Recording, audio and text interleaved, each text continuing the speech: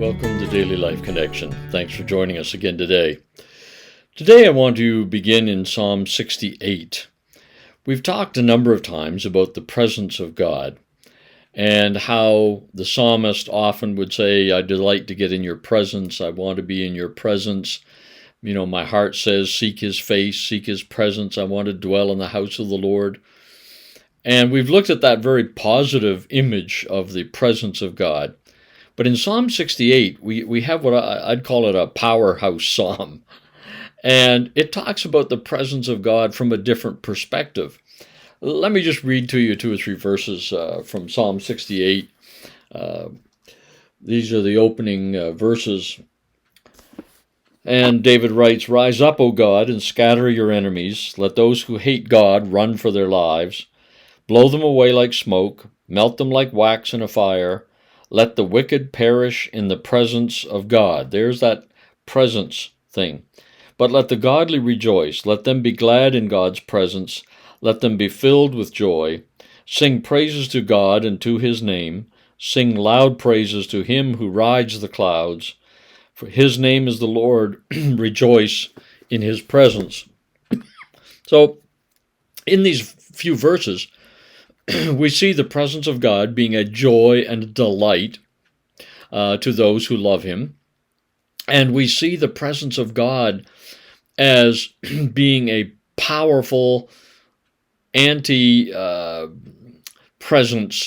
to everything that is ungodly and harmful and toxic. In this particular psalm, David is writing about the nations, of course. And he's saying, God, for those that love God, there's joy in his presence.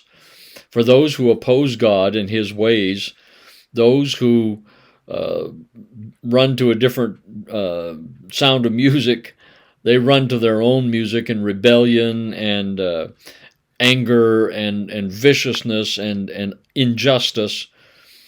People who act like that, he says, the presence of God is a terror because their wickedness will melt in his presence. His presence is a destructive force to everything evil. So how is that good news for us today? I believe this. Sometimes we look at our own selves in honesty when we're really self-aware and recognize that there are many things in us that are still not pleasant and good and other-centered. There's still self-centeredness in us. There's still anger in us. There's still fear in us.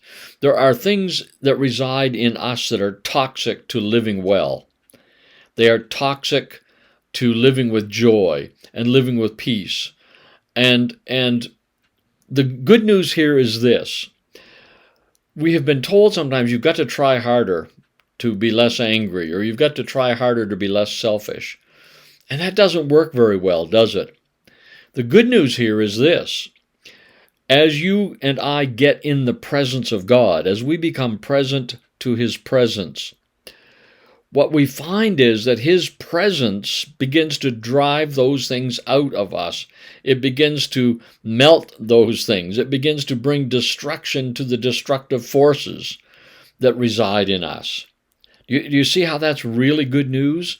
So it's not about me trying harder to overcome the things in my life that are toxic to living well and toxic to others and harmful or hurtful or self-destructive, but it's about getting in his presence.